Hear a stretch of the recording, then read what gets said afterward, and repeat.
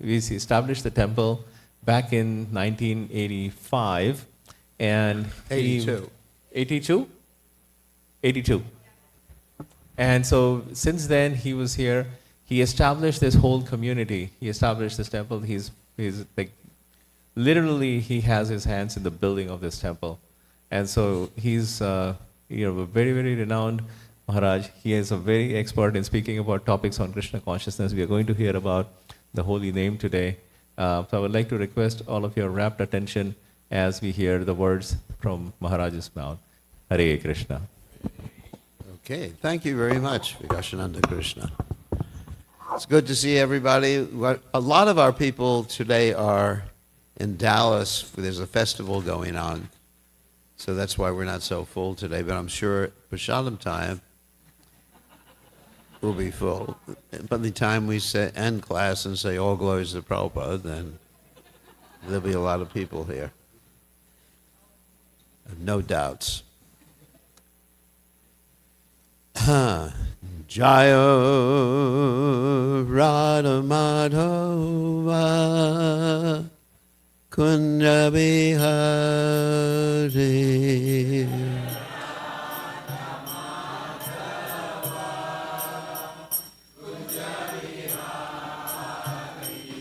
Jaya Radha Madhava Kunja Bihari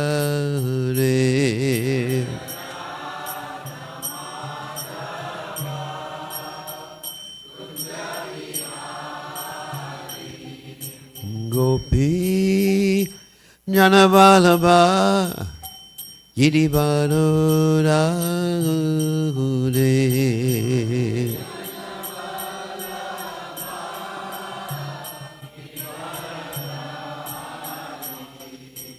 Gopi Janavalabha Yidibadurade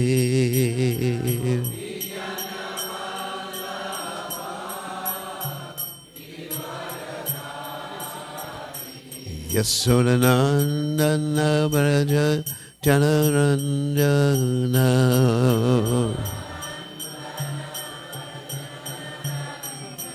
Yasodanandana Braja Janaranjana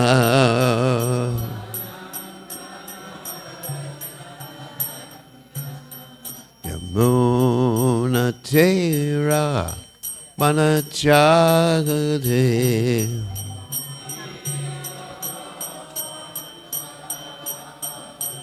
Yamuna Tera Manachagade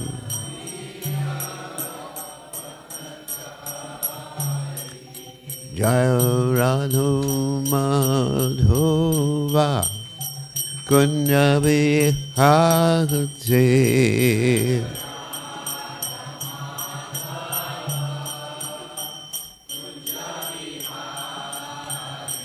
Jaya Radha Madhava Kunja Bihari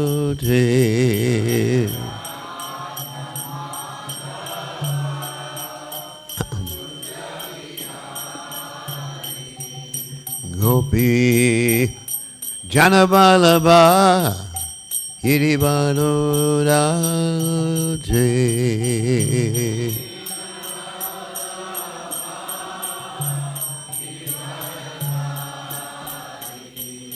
Gopi Janavalabha Yidibadurade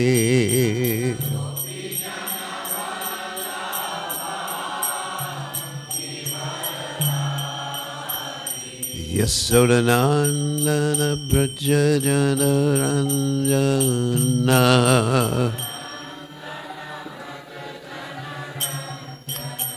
Yasodanandana Braja Janaranjana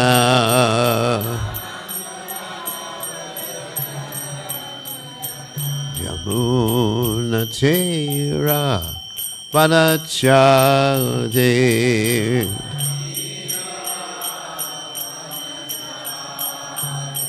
Yamuna Tera Manachagati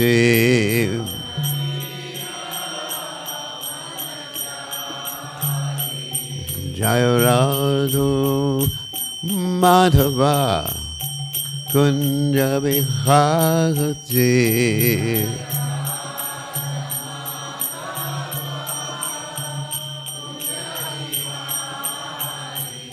Jayaradhu Madhava Kunja Vihagati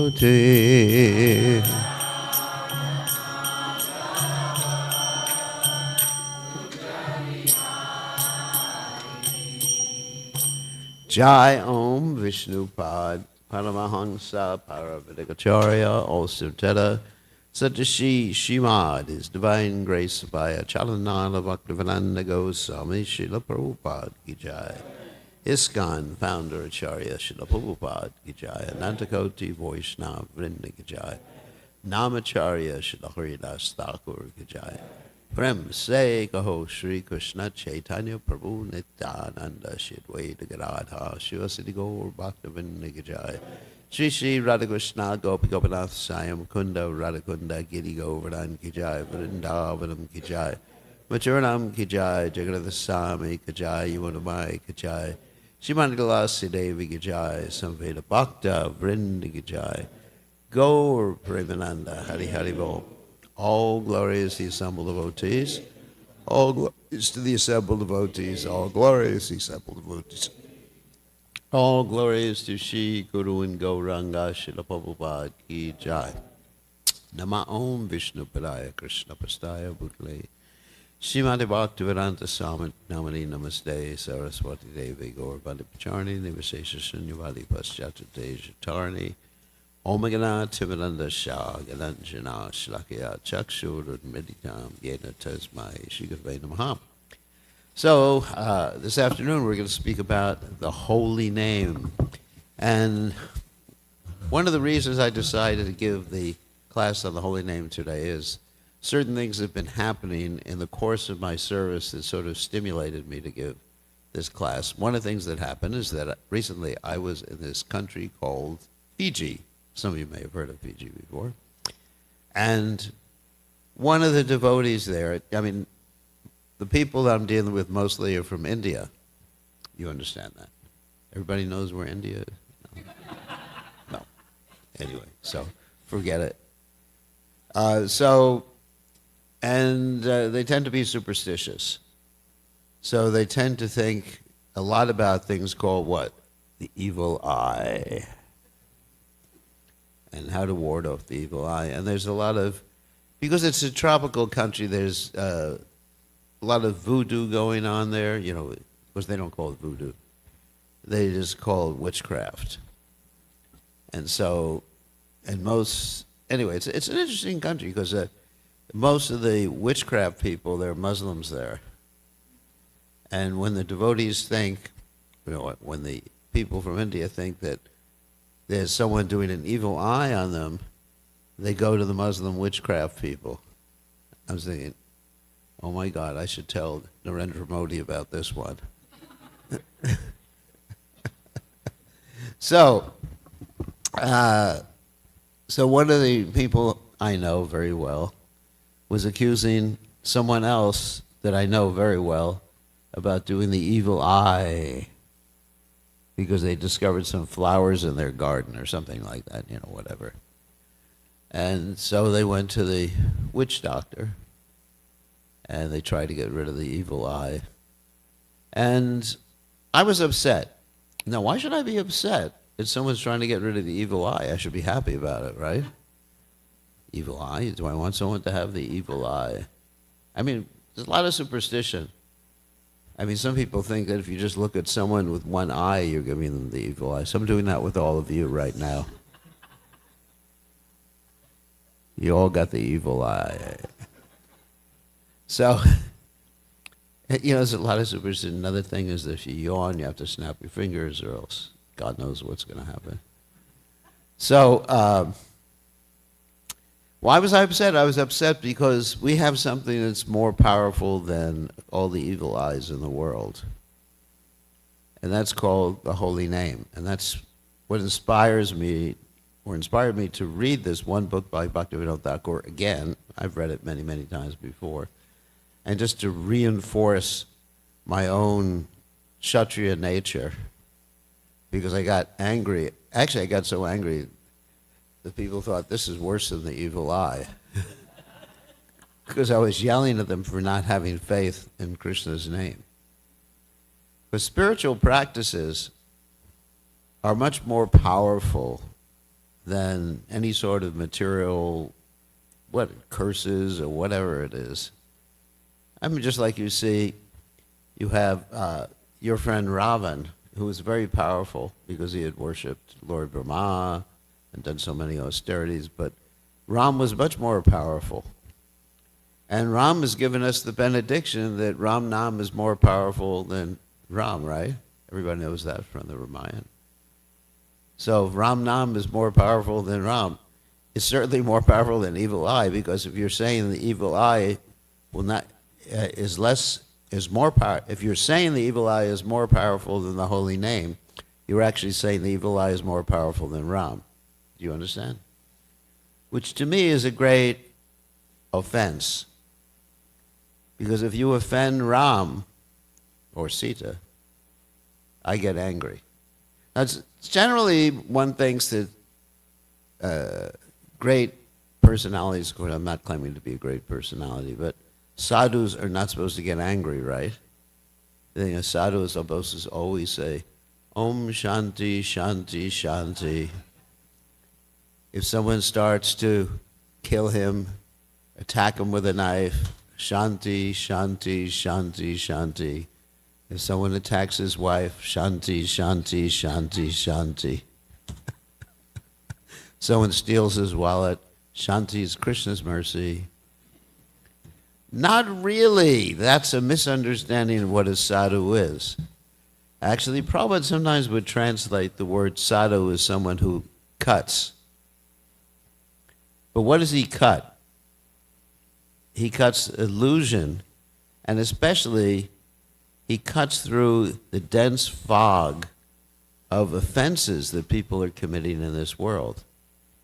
So if someone commits even a material offense, such as attacking your wife or daughter or son, it's appropriate to get angry. So there's appropriate times to get angry. Of course, a sadhu does not get angry on his own behalf. Like if you go up to a sadhu and you insult him, he'll just say, Shanti, because it doesn't bother him. Just like that story of Brigamuni, when he was trying to, because the sadhu is in the mode of goodness, Brigamuni was trying to figure out which one of the three presiding gods in the universe, Brahma, Vishnu, or Shiva, are in the mode of goodness. Which one? So he had an interesting test. He went to Lord Brahma first and didn't offer respect. Now, generally, for those of us in America, offering respect is not really something you do, right, in America. It's the American culture. When you go to your father, you don't say Peter Shri or anything like that, or touch his feet. You just say, hey, you call him by his first name. Hey, Joe, can I have the car keys? Isn't it? I mean, that's American culture. But Indian culture, when you see your father, it's just like, oh, maybe you don't use the word Peter Shri, but the intention is there. And you see your mother too, she's respectable. In fact, Krishna talks about that in the Bhagavad Gita, that austerities of the body, part of the austerities of the body are respecting worshipable personalities like mother and father. And so that's culture. That's good culture. So Brigamuni, getting back to the story, he goes to see Lord Brahma because he wants to test who's in the mode of goodness. And he insults Lord Brahma by not offering him respect. That's considered as insult, isn't it? Quite interesting, isn't it? So he insults him in that way, and Lord Brahma gets angry, but he keeps his anger down, and Brigamuni detects it, and he thinks, all right, he definitely has some influence of passion. And then he goes to Lord Shiva, And basically, Lord Shiva says, you're my brother, I should embrace you. And he says, no way, you're just hanging out in the crematorium, you're dirty and everything like that. And Lord Shiva gets very angry and gets ready to immolate Brigham Muni. And fortunately, Parvati stops him from doing that. So, all right, then he goes to Lord Vishnu. What does he do? He kicks Lord Vishnu in the chest. And Lord Vishnu says, please accept my apologies for having a hard chest. So, the point of the story is not that we should go around kicking people in the chest to see if they're in the mode of goodness. Is he a sadhu? Kick. Because at the same time, you'll be committing an offense. And we know Brigham Muni did commit an offense by doing that. And because of that, he later on became cursed to become a hunter. There's a whole story about that on the Srimad Bhagavatam. And Brahmins generally got cursed to be poverty-stricken because of Brigham Muni's activities. But still, the point is, one in the mode of goodness does not get angry on his own behalf. That's the point I'm making. But when there's some criticism of another person, especially, someone who's dear to them, like Krishna or devotees, like that, then it's appropriate to get angry. We're not interested in ultimate or absolute nonviolence. If someone attacks you, it's appropriate to use some force to protect yourself or protect someone else. So anyway, this is appropriate for a sadhu. So if someone offends the holy name or offends Ram, literally, that's what it means. To offend the holy name means to offend Ram and Krishna. To minimize, that's an offense. To say, oh, the holy name is, okay, we chant it, it's part of our ritual, helps us dance sometimes. It's better than going to the gym and doing aerobic exercises. And so, not really. So we may think like that, but actually the holy name is non-different from Krishna and Ram. And so we have to have this trust and faith. And anybody who questions that, it's appropriate to get angry. So of course I'm not angry now, don't worry. Because of this impetus in that exchange I had with the person, and the person later on understood, accepted, at least to please me, they accepted. I don't know if they actually accepted. And they invited me to their house, and I blessed them to have the evil eye gone. I said, oh, your blessings are powerful. I said, what about the holy name? That's more powerful than my blessings. So, anyway, this is one interesting thing that happened in my life amongst many other interesting things. So now we're going to start talking about the holy name with a brief introduction. And this book is very inspiring. It's called the Harinam Chintamani. Chintamani means like a desire stone or a spiritual gem. And Harinam means the holy chanting the name of Hari. Hari is a name that indicates Krishna and Ram and all the various appearances of the Supreme Personality of Godhead. Hari. Also, Hari means to steal. Because he's stealing away from us all the inauspicious things, like the evil eyes or the curses. And so this book was written by someone named Bhaktivinoda Thakur. And Bhaktivinoda Thakur is a great, what we call a Nitya Siddha devotee. I mean, someone who came from the spiritual world to carry out a specific mission. And he is the spiritual master of Gorgashodas, Babaji Maharaj, who is the spiritual master of Bhaktisiddhanta Saraswati Thakur, who is the spiritual master of our spiritual master, His Divine Grace, A.C. Bhaktivedanta Swami Srila Prabhupada.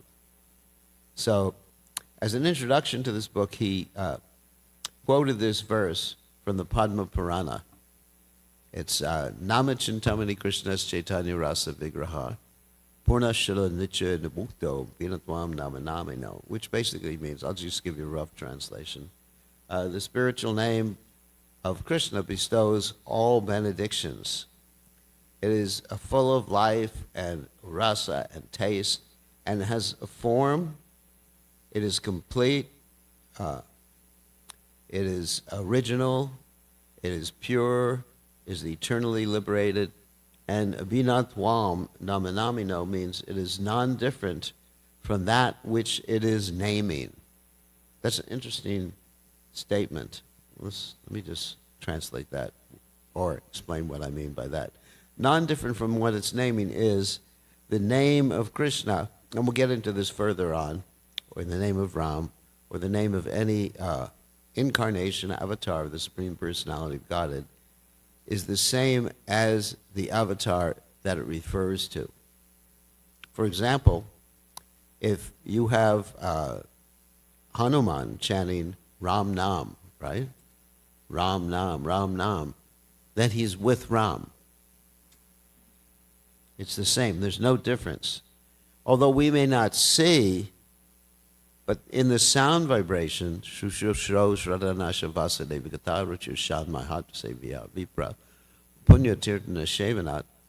the sound vibration, that transcendental personality of Godhead is present. So depending upon which avatar or appearance of the Lord you're worshiping, that avatar will appear before you. Maybe not, you won't be able to see them. Possibly you can if you're very pure. But they'll be appearing before you in sounds and manifest their presence. Just like last week we celebrated the appearance day of Lord Nrsingadev. And so we were chanting Nrsinga Kavacha and different names of Lord. We had 108 names of Lord Nrsingadev that were being chanted. And so Lord Nrsingadev was present when those names were being chanted. Lord Nrsingadev is present in his thought when you're actually remembering him. Lord Nrsingadev is present in his pastimes, his activities. This is the non-different nature of the absolute truth, that he's absolutely the same. That's pretty amazing. So we can invoke the presence of Krishna or Ram right now. All we have to do is say, Ram, Krishna. But that name has to be given to us in disciplic succession. It's not simply a movement of the tongues, the tongue, there's one tongue, and lips. It's not simply a movement of the tongue and lips. It's given in disciplic succession. The mantra comes down, Sampradaya Vinaya mantras, Te Nishpalamataha, and that is effective. So, of course, this is one of the primary teachings of Lord Chaitanya Mahaprabhu. Lord Chaitanya Mahaprabhu taught us Namaruchi, having a taste for the holy name, Jivadoya, and Vaishnava Seva. These are the three important lessons given by Lord Chaitanya, who appeared a little over 500 years ago. Namaruchi means having a taste for the name. So this particular book depicts a conversation to bring out the philosophy of the holy name. It depicts a conversation between Lord Chaitanya and a great devotee named Haridas Thakur. Haridas Thakur was appointed by Lord Chaitanya Mahaprabhu to be the Nama Acharya, the main Acharya of the holy name. Now, you may not know too much about Haridas Thakur, but he was born in a non-Hindu family, in a Muslim family. Now, generally in India, you have this caste distinction, right? There's a lot of racism and casteism. And of course, I have no trouble with that when I go to India because they understand I'm from the West and I must have money. So that sort of transcends. Therefore, we can get in all the temples that people in India would not be allowed to go into because they're of a lower caste, that I'm allowed to go into because, money talks, everybody else walks. What can we say? So, no, also they respect that I'm wearing a dhoti or whatever, dressed up like a sannyasi. So there's this caste distinction there. And even I was at Govardhan, or I spent a lot of time at Govardhan, and there's these people from Hindu families, the jati, the lower caste, they're not allowed in the temples there just because of their caste. And they're Hindus, and they believe in Krishna, and they're Brajavasis. I mean, what a disaster that is. So Lord Chaitanya Mahaprabhu, one of the things he came to teach was the eradication of this caste distinction. There's an interesting verse, Yare Dekatarika Krishna Vadesh, that Kiva Vipra Kivan Jasi, Shudra Kedana Ye Krishna Tattva Veta Se Guru Hoy, in which he stated that it doesn't matter what sort of birth one has. Kiva Vipra Kiva Nyashi, or one's a sannyasi, learned person, Shudra, whatever. If a person knows the science of Krishna, that person can be accepted as a spiritual guide. Just like in the Ramayana, you have someone from a pig-eating caste. Even the name indicates that. Shabari. You've heard of Shabari before? Everybody who knows the Ramayana. And it's described in the Ramayana that she was actually, after her spiritual master, Matanga Muni, left this world, she was actually one of his chief disciples, even though she was coming from a very, very low caste. And against the objections of all of his other disciples, all these other male Brahmins, so what are you going to do? Why did you let this person into the ashram? And it's interesting. I just found out that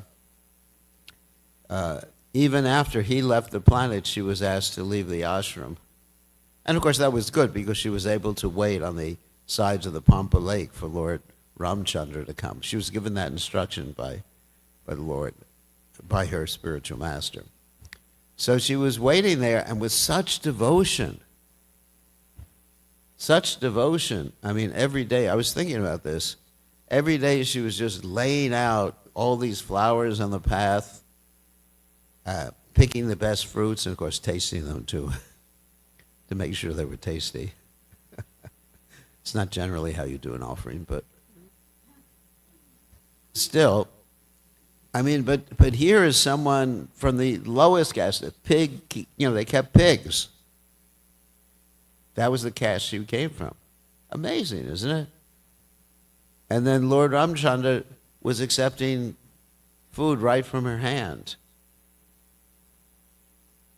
He considered her like mother. So you see, the Lord Ramchandra was also into this getting rid of the caste distinction there. And also, of course, what to speak of him, Lord Ramchandra's best servant was Hanuman. I mean, I don't even know what caste, well, I know what caste he's from, it's Kim Purusha. But it's definitely not human being, it's definitely not Brahmin, Kshatriya, Vaishya, or Shudra, or American caste. Or Jati, or anything like that. It's definitely not any of those, but yet, Lord Chaitanya, Lord Ramchandra accepted Hanuman, he accepted Shabari. I mean, amazing, simply amazing. Yet he killed Ravan, who was a high caste.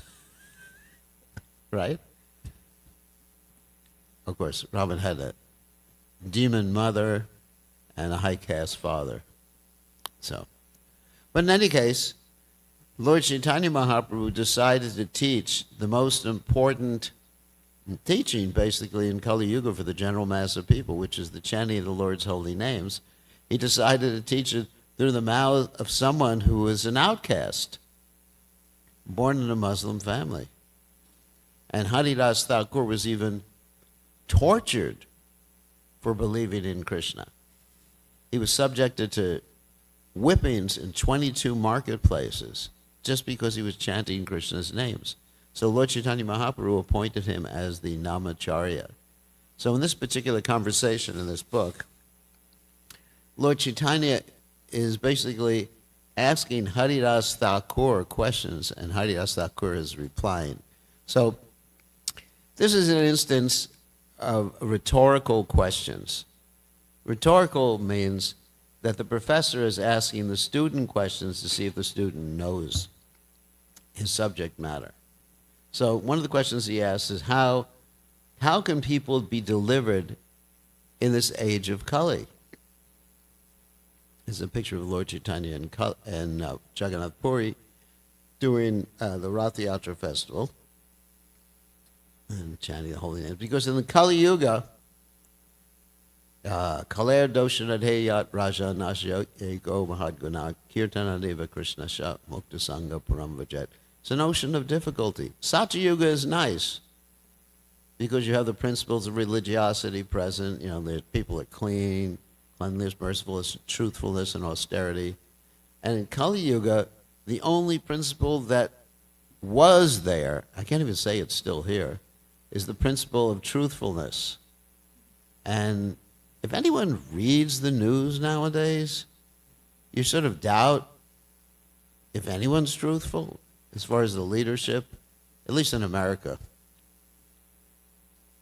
You know, I like the leadership in India.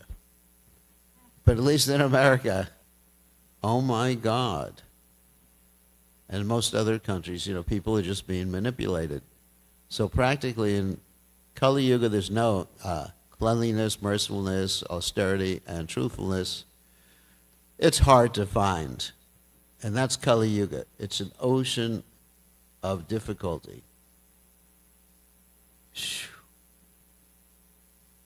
So anyway, we talked before. So the only solution to get out of this ocean of difficulty is the chanting of Krishna's names. Kaler Doshana He Rajo Nyasheko Mahadgunat Kirtanadeva Krishna Sha Mukta Sangha Param Vajet. In this age of Kali, which is an ocean of difficulty, the only way to get liberated, the only way to become spiritually conscious is by chanting the name of Krishna or Ram, any of the names. As Lord Chaitanya Mahaprabhu teaches us, Nam Namakari Bahuda Nijasarva Shaktis Tatrapita Nimata Smaranena Kala Etadrasi Tava Kripa Bhagavan Mamapi Durdaivam Jani Nanuragaha. That all of Krishna's names are invested with Krishna's potency or potencies. And as I mentioned before, it's not just a name of a particular object. So there's different labels and objects, but they're simply empty designations. But the name of Krishna and Krishna are exactly the same. And that's why in the Krishna consciousness movement, we have so much emphasis on going out and distributing the holy names to everybody. And this is, of course, what Lord Chaitanya Mahaprabhu taught. And again, the picture of Lord Chaitanya Mahaprabhu in Jagannath Puri at the Rath Yatra festival.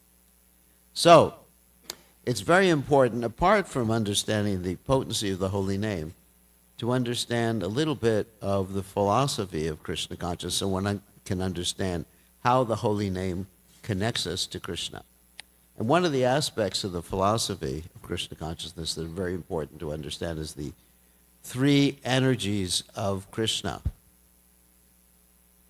This is described in the Vishnu Purana, Vishnu Shakti Para Prakya, Kshetrakya Kitata Para, Avidya Karma Sanganya, Tritira Shakti Ishate, that Krishna, Ram, God, whatever name you want to use that's bona fide, has three basic energies. So, of course, the holy name is non-different from Krishna. So by chanting the holy name, one becomes connected to the para prakriti, the spiritual energy. So, Vishnu Shakti Para Prakta, Kshetra Gyakya Tata Para. Another energy of Krishna is us. It's called Kshetragya. Kshetragya means the marginal energy, or actually the word Kshetragya means the knower of the field, or the inhabitor of the body. So our body is our field of activities, our field of knowledge. So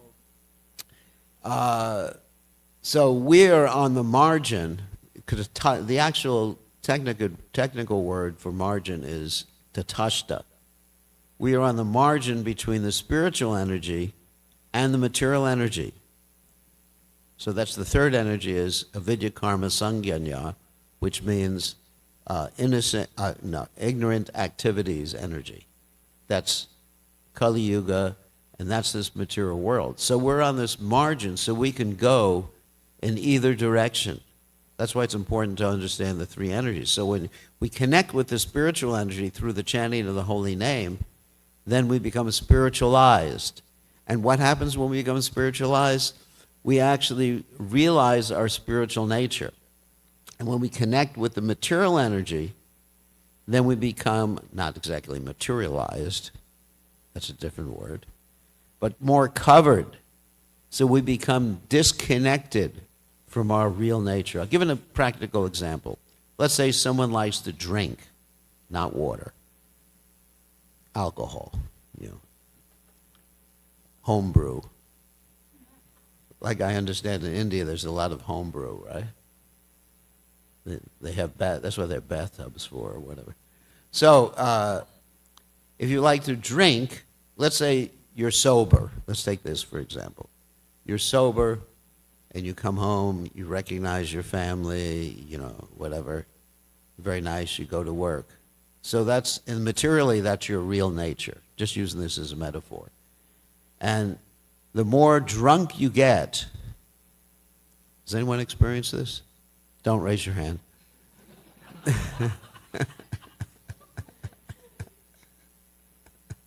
No, don't. Someone's raising their hand back there. We don't want that. So the more drunk someone gets, the more they get disconnected from even their material nature. So it's the same thing. So in the material world, there's the three modes of nature, in addition to these three energies. Three energies means the spiritual, marginal, and material. But in the material, there's the three modes of nature. And the further you get into the mode of ignorance, then the more you forget your real nature. And the more you get into the mode of goodness, the more you remember your real nature. That's why, for example, we have these regulated principles we prescribe in Krishna consciousness, like no intoxication, no gambling, no meat eating, no illicit sex, because these activities, in addition to having a heavy karmic burden, put one's consciousness in very low modes, so one forgets who they are. And you even see, like gambling, we're not even talking about spiritual nature. When people gamble, they forget about all their responsibilities. I mean, look what happened to Yudhisthira Maharaj, right? He forgot about his responsibilities to his brother and his wife. Can any of you imagine how your wives would feel if you gambled them away? You'd be in trouble. What to speak of what your mother-in-law would say. Isn't it? Can you imagine? How much illusion would one have to be in to gamble their wife? Some of you were thinking, that's a good idea. I can see some people say, well, freedom. No, that's illusion. Can you imagine? Yet the gambling covered up even Yudhisthira Maharaj. Or the intoxication when the Yadu dynasty, at the end, it came time for them to leave the planet. They were getting intoxicated and it covered them all up, so they were attacking even Krishna and Balaram and attacking each other and killing each other. It's amazing, isn't it? So these are the modes of nature. So the more we connect with Krishna, with the spiritual energy, Vishnu Shakti Paraprakriti, the more we become freed from the mode, and the more we realize our spiritual personality, who we are in the spiritual world, which is different than who you think you are here. You have a spiritual form, a spiritual body, a spiritual identity, a spiritual relationship. And then the more you chant, the more you actually come in contact with that. As long as you don't keep throwing dirt on yourself at the same time. Just like when you take a shower or bath, then you're not going to go out and play. I remember when I was young, I would play in the dirt a lot and come back, and Mother give me a shower or bath, whatever. And she said, right, now you can't go out anymore. I said, why? Because you'll get dirty again. So, anyway, so we have to keep in touch. But the process of keeping in touch with the holy name is a gradual process, and first we have to do something called sadhana, or practice.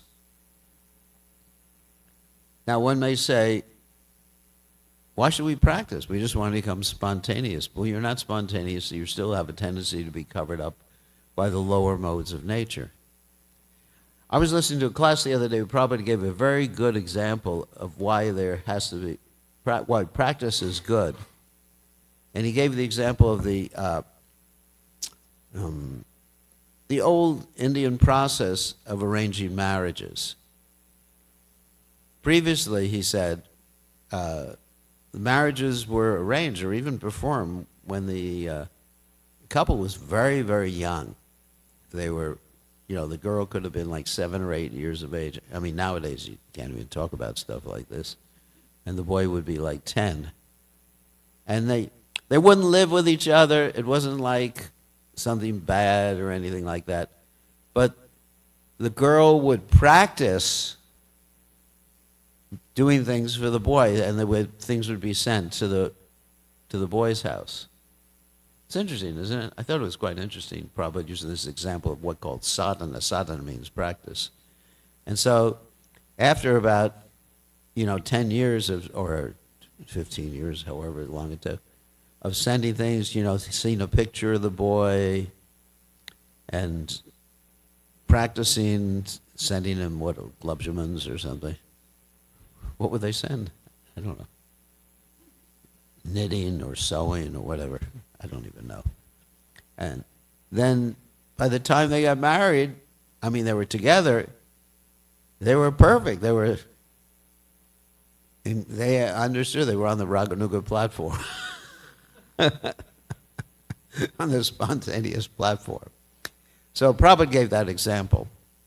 It's not that I'm advocating those sorts of marriages nowadays, but the example is that by practice, then you actually come to the perfectional stage. But the interesting thing about Krishna consciousness, so you're thinking, I'm practicing, I got to do all these things, oh my God, can't wait till I give those things up. Is chanting just the practice? No, it's not. Chanting is also the sajja. Sajja is the goal. There's 2 words, sadhana and sajja. So sadhana means the practice, sajja is the goal. So what happens when you become completely immersed or Krishna conscious or spiritually conscious or whatever you may call it? You keep chanting, but you're doing it with ecstasy.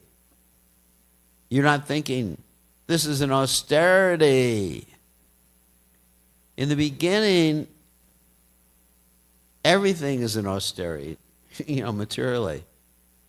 But after a while, just like, here's the example of learning to play the piano.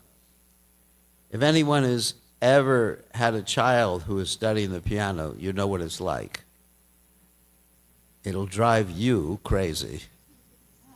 Because unless you get one of these modern pianos where he puts his earphones in and it's just electronic, then it's kind of nice. But they're playing scales over and over and over and over again. Like when you see these concert pianists, it's not that they just picked up the piano one day and started playing like Hare Krishna, Krishna Krishna, Hare Hare. No, it's not like that. They had to practice for years. Or you see someone in the Olympics, right? Who's running the, 100-meter or whatever they run. And they had to practice for a long period of time. Then they become spontaneous and free-flowing and everything like that. So the nice thing about the holy name is the practice gets nicer and nicer and nicer, and it actually is the goal, and you want to continue doing it more and more and more. That's the benefit of chanting. So in order to understand and get instruction in chanting, we have to understand who is the proper guide or who is a Vaishnava. Because you want to take guidance in the holy name from an advanced, pure Vaishnava. So there's different grades of Vaishnavas. So, of course, the best type of Vaishnava is one who actually gets someone to chant just by seeing him. That happened when I met Prabhupada, whose picture you see up there. Actually, when I first heard Prabhupada, I started chanting. When I first saw Prabhupada, I couldn't keep myself from chanting. That's an advanced Vaishnava. Someone you see and just go, Hare Krishna, Krishna Krishna, and you don't even think about it. Like if you were to see Hanuman, you'd go, Ram, Ram, Ram, immediately, right? You wouldn't go, Ravan, Ravan, Ravan. You go, Ram, Ram. I mean, because you'd greet Hanuman, just, Ram, Ram, Ram. What else would you say? Hi. Yeah, what's your name? Like that. So the best is that you get other people to chant in their presence. There's other types of Vaishnavas. Even one who chants the holy name once is considered a Vaishnava, and we respect them in our mind. And someone who chants constantly, we make friendship with them. And someone who makes us chant just by seeing him or her, that person is first class Vaishnava. So, another thing about the holy name we should understand is that even if one has some material desire, the holy name actually can help one fulfill that material desire. Not that we're encouraging that, but we have that example of Dhruva Maharaj, who had the desire for a greater kingdom than that of Lord Brahma. And he got it, and when he got it, he didn't want it anymore. So this particular slide, it talks about how there's different grades of desires that people have. And they're called the Purusharthas. Purushartha means the goals of human life. The Dharma, Artha, Kama, and Moksha. So Dharma means, some mundane religious practice, but for the purpose of getting Artha, means money. So many people, they attend programs like Satyanarayan Katha, right? Om Jaya Jagadisha Hari, Swam Jaya Jagadisha Hari. Please give some money to me. Om Jaya Jagadisha Hari. But we're not saying this shouldn't be done, because it says in the Bhagavatama, Kama Sarva Kama Moksha Kama Dharade Tavrena Bhakti Yogeni Yajeta Purusham Param. So one should approach Krishna. If your desires are so intense and you want something material, then better you approach Krishna than the demigods. Because the idea is when you approach Krishna, your desire can be fulfilled, and it will be fulfilled in such a way that you'll be satisfied.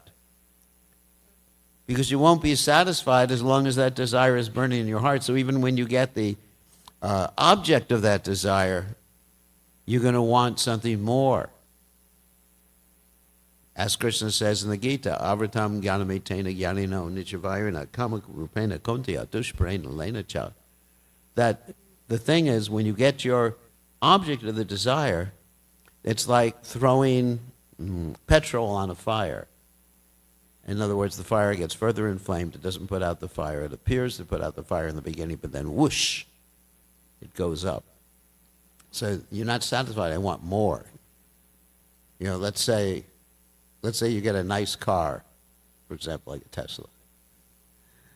And then you're thinking, oh, now I want the Cybertruck.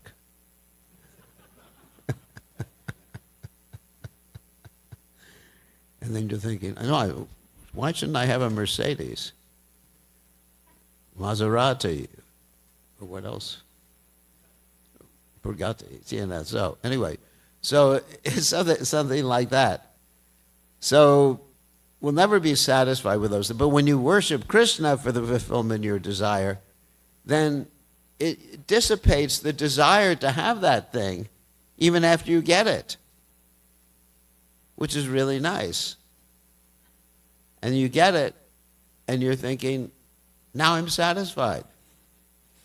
So the only way to be satisfied with getting something even materially is to worship Krishna, because Krishna pacifies your heart. Bhukti mukti siddhi kam sakalaya shanta. Krishna bhakta nishkamate vashanta. Because as long as we have these desires, we're going to be ashanta. Or as Krishna says in the Bhagavad Gita, if one wants to be happy, one has to be peaceful. And at 529 in the Bhagavad Gita, he says, Bhoktaram jagatapasam sarva lokamaheshwaram suridam sarva bhutanam gyadvamam shantim rishati. That if one wants to be peaceful, one just has to understand that Krishna is the enjoyer, Krishna is the proprietor. And this happens gradually. That's the process of Krishna consciousness. It's not that one should feel guilty that he or she has these desires, but gradually you come to the point of, like Dhruva Maharaj saying, I was looking for some broken pieces of glass when he saw Krishna, when he saw Vishnu. And now I have found a beautiful gem, the most perfect gem.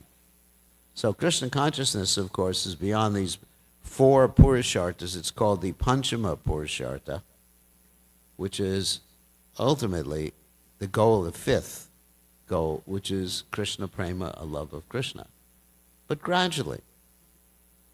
And when one loves Krishna, one comes to the point of understanding one's nature in the spiritual world.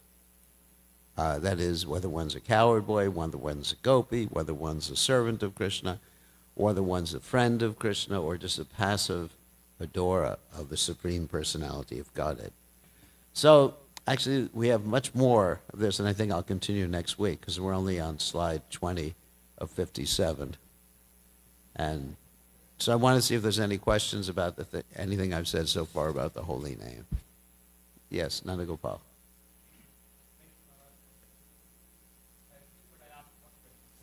So near the end you said that the goal is Krishna Prem, but it's a gradual process. So in the neophyte stage, when I came to Krishna consciousness, chanting was so attractive, I had enthusiasm. As I want to have that still, but my question is that how to develop that patience to have that gradual, because even if you give me right now, if I am not pure enough to accept that love, I'll not be able to sustain Yeah, you won't be happy. If we send you back to Godhead, and everything is centered around Krishna, you'll be thinking, hey, what about me? Yeah.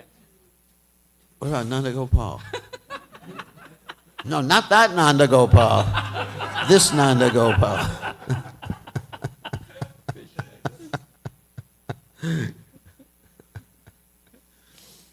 Well, the point is to be practical, to have faith in the goal. So to have faith in the goal of Krishna consciousness and enjoy life in the meantime. I mean, it's interesting. I was thinking about the Lord Nrsingadev story, how Lord Nrsingadev said to Prahlad Maharaj, who was a pure devotee, he says, I want you to become basically king and enjoy the kingdom. Now, was that a curse or something like that? No.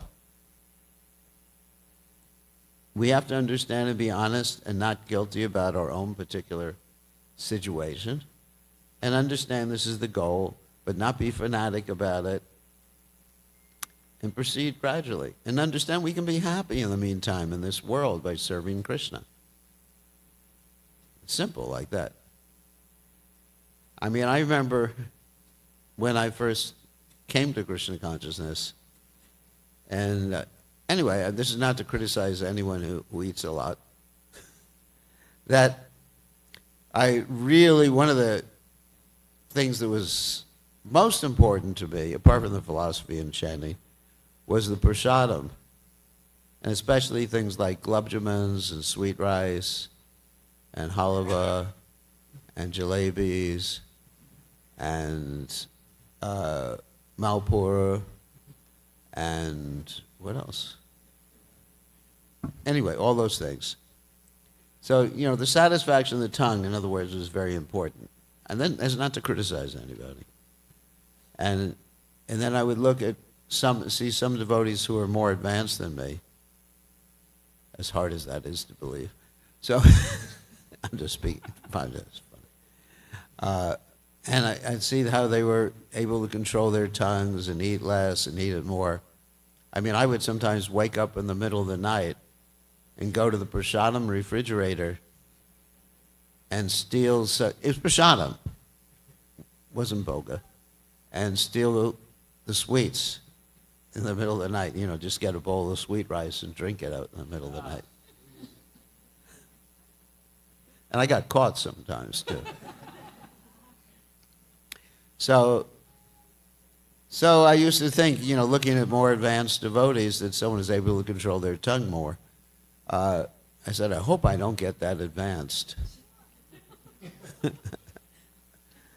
If that's what advancement means, it's scary. So sometimes it looks like that when you look at a, very advanced devotee and think, do I want to be like it? But you don't understand what's going on internally. The happiness that's there. Just like the story of Madhavendra Puri we were talking about the other day, who basically never asked anyone for food until Krishna came and gave him some sweet rice. Krishna never came and gave me sweet rice. If he did, even now I would take it. So, but you could say, isn't that a miserable life? And you hear, sometimes you see these movies about the sages like sitting there for so many years and just chanting Om or Hare Krishna or whatever. Say, oh my God, do I want that for the future? But you don't know what's happening inside. You don't know what happiness they're experiencing. So we're sort of projecting our mundane conceptions upon that particular individual. So the point is, don't worry. Don't worry. It'll happen, and in the meantime, enjoy Krishna consciousness. Don't get drunk. I'll try not to. If you get married, it should be Ekapatni Vrata. Not like Robin. So, and just enjoy this life and be Krishna conscious in this life and try your best to chant. And that's the main thing. The austerities, what is that statement? Oh, it's in the Bhagavatam. Ruganaitat tapasana yati chejya nirva panagrahadva nachandanat sanaivat jalagnisarya vinamahapada rajobhishekam. That austerities are not going to help you. Jadabharta says to King Rahugana, you're not going to be helped by executing austerities, putting yourself in fire in the middle of the summer, putting yourself in ice in the middle of the winter, nor just by being a good brahmachari, sannyasi, or grahasta. Only by taking the dust of the feet of the great devotees.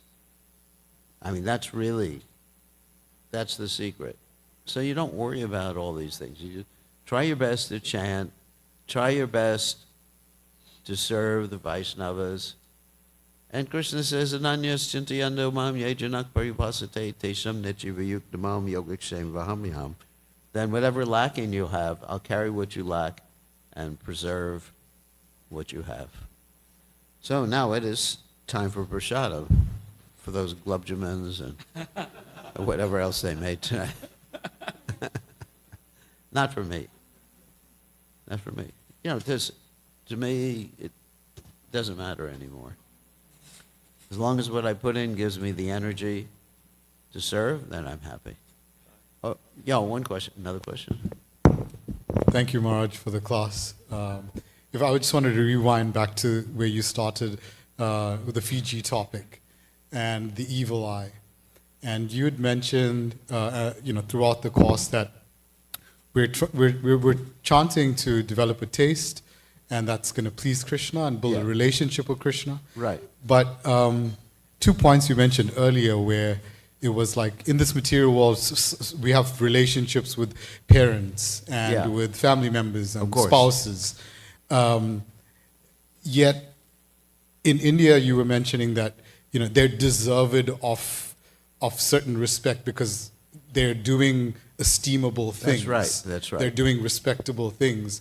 But in this day and age, if a man should not hit a wife, but if she's hitting the husband, we're just supposed to say, okay, shoot me, thank you. No, she's hit. No, you or if the parents are like, just like leading you down a path of misery, you're like, then that's not a parent anymore. That's not a wife. Okay. One has to deserve the title of parent or wife, not just in name only.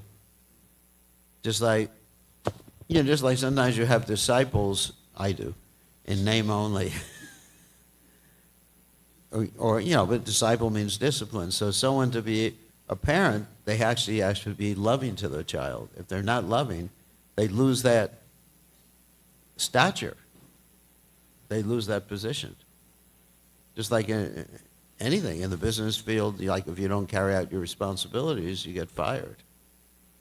So same thing, if the wife or husband, if they act abusively, then actually even Chanaka Pandit talks about that as aranyatena gantavyam yata aranyam yata graham. Then he says if your wife acts abusively, head for the forest. Well, he says take sannyas, but I'm not advocating that for everybody. Or if your husband, no, I mean, obviously they're not qualified. I mean, obviously you got to give someone a chance to come to the qualified platform. And we also have to be compassionate in this world and, suggest that someone has some counseling. But if something is irreconcilable, what can you do? These things happen. This is the nature of this world. It's terrible. Yeah. So one has to be worthy of the name mother or father. Good question. Good question. Heavy question. Okay, so thank you very much. All glories to Srila Prabhupada. Srila Prabhupada ki jai. Thank you very much, Maharaj, for such a wonderful class on the holy name. And as you indicated, we are just getting started. Maharaj is going to continue this topic next Sunday as well. So please, I request everybody to please be here and take full advantage of the nectarian words of wisdom from Maharaj. Let's give Maharaj a big round of applause and say Hari Bol for thank you for Hari Bol! Hari Bol! So just a one announcement before we head down for prasadam. So we celebrate the birthday blessings. There is a birthday blessing seva, and here we actually celebrate the birthdays of those devotees. Of the birthdays that falls in this week. And so there are these devotees: Jagadish Plaplikattu, Shyamala Basavaraju, Ramakrishna Bharatam, Akshara Maheshwaram, Arya Medikayala, Renushri Palamkota, Shubhan Goru, and Haripad Prabhu. Haribol! Let us all chant the holy name for all these devotees and request Sri Radha Golokananda to bless them. Hare Krishna, Hare Krishna, Krishna Krishna, Hare Hare, Hare Rama, Rama Rama, Hare Hare. Thank you all very much. And we can now head downstairs for prasadam in the Prabhupada hall downstairs. Sorry? It's prasadam prayers. Mahaprasade Govinde. Vaishnave.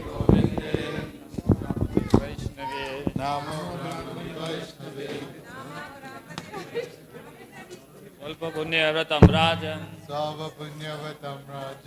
Vishwaso nevajayate. Sharira vidyaja. Jarindriya kalika. देखे जीवे फैले विषय सागरे